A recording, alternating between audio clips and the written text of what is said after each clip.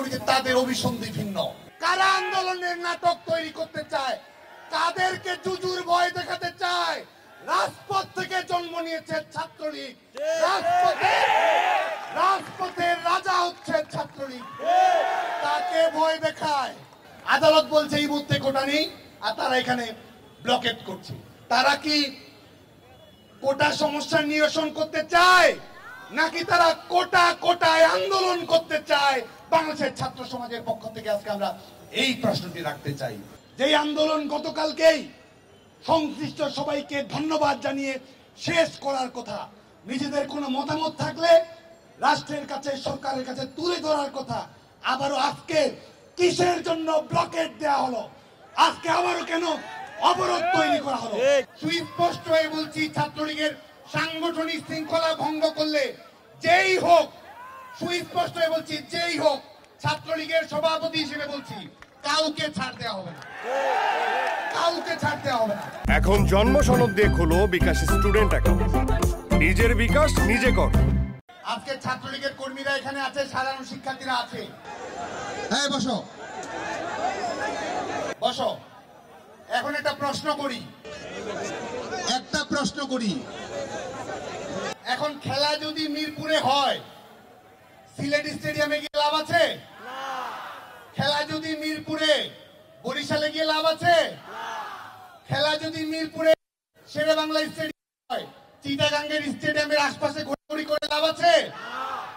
আজকে ছাত্র সমাজের একটি যৌক্তিক ইস্যু আদালতের কোর্টে গেছে, আর মামাবাড়ির আবদারের মতো এরা যেখানে সেখানে অবরোধ আর ব্লকেট থেকে বসেছে। আমরা সুস্পষ্ট হয়ে বলছি, যে সমস্যার সমাধান করার জন্য যৌক্তিক উপায় রয়েছে, আইনসঙ্গত উপায় রয়েছে, সেই পদ্ধতি যেন ব্যবহার করা হয়। হাইকোর্ট সরকারের প্রজ্ঞাপনের উপরে সরকারের প্রজ্ঞাপন বাতিল করেছে। সরকার পক্ষই সেখানে আবেদন করেছে যে নির্বাহী বিভাগের আদেশ বাতিল করা সঙ্গত নয়। কোটা ব্যবস্থা নিয়ে শিক্ষার্থীদের সুনির্দিষ্ট মতামত রয়েছে এবং সেটি বাস্তবায়ন করার সুনির্দিষ্ট প্রক্রিয়া রয়েছে।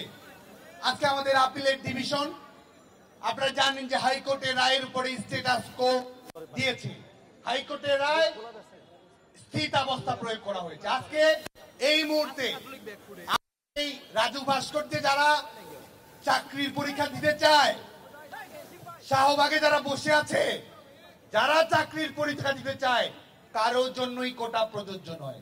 রাইট নাও বাংলাদেশে কোন ধরনের কোটা নেই। এটি আমাদের আপিলেট বিভাগ এই মধ্যবর্তী সময়ের জন্য চূড়ান্ত নিষ্পত্তি হওয়ার আগ পর্যন্ত এই আদেশ দিয়েছে, এই স্ট্যাটাস কো দিয়েছে। এবং এর পরেও এই ব্লকেট খেলা, এর পরেও এই যানজট অবরোধ পরিস্থিতি তৈরি করা, এটি কি সঠিক কোন কর্ম প্রক্রিয়া?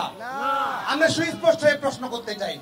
একটি যৌক্তিক দাবিকে যারা অযৌক্তিক ভাবে আদায় করতে চায়, আমরা মনে করি যে তাদের অভিসন্ধি ভিন্ন। কোটা নিয়ে 2018 সালে একটি সিদ্ধান্ত দিয়েছিল, এই সরকারই তো দিয়েছে। এই সরকার পক্ষের আইনজীবীরাই তো আদালতে লড়ছে। আওয়ামী লীগ সরকারই তো বলছে যে আমরা সমস্যার সমাধানে আন্তরিক। তাহলে কারা টালবাহানা তৈরি করতে চায়, কারা আন্দোলনের নাটক তৈরি করতে চায়, কাদেরকে জুজুর ভয় দেখাতে চায়? রাজপথ থেকে জন্ম নিয়েছে ছাত্রলীগ, রাজপথের রাজা হচ্ছে ছাত্রলীগ, কাকে ভয় দেখায়, কাকে ভয় দেখায়?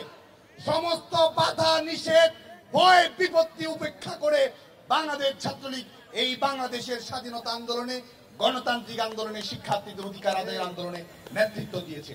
এবং বাংলাদেশ ছাত্রলীগের পক্ষ থেকে আমরা কথা দিতে চাই, শিক্ষার্থীদের যে সমস্যাটি রয়েছে কোটা ব্যবস্থা নিয়ে, এটিরও একটি যৌক্তিক সমাধান বাংলাদেশ ছাত্রলীগ আইনসঙ্গত উপায়ে করবে। আবার স্লোগান দিচ্ছে পপুলিস্ট কথার বিরুদ্ধে নাকি কিছু বলা যাবে না। তারা একটা তথাকথিত জনপ্রিয়তা কথা বলছে, তার বিরুদ্ধাচরণ নাকি করা যাবে না। আমি তাদের দ্বিচারিতা আপনাদের সামনে শেয়ার করতে চাই। স্লোগান দিচ্ছে কি, কোটা না মেধা। আর যখন ইলেকট্রনিক মিডিয়ার বন্ধুদের সামনে কথা বলছে, তখন তার কি বলছে? কোটা সংস্কার চায়।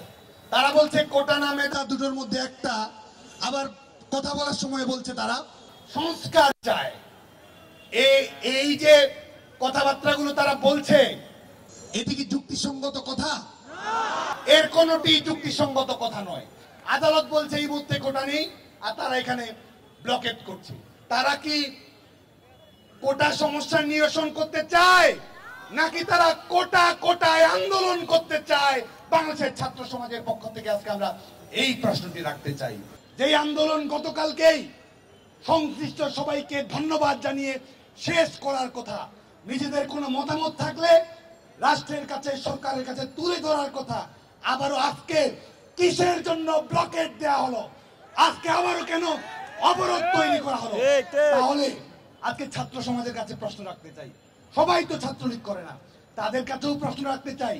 এই মুহূর্তে কোটা নেই, বিচার বিভাগ স্ট্যাটাস কো দিয়েছে, সরকারের 2018 সালে জারি করা প্রজ্ঞাপন এই মুহূর্তে সচল রয়েছে, বিচার বিভাগীয় পর্যবেক্ষণ চলছে। আওয়ামী লীগ সরকার বলছে আন্তরিক, তারপরও ব্লকেট যারা দেয় তাদের উদ্দেশ্য কি? তাদের উদ্দেশ্য কি কোটা সমস্যার সমাধান করা, নাকি কোটায় আন্দোলন করা?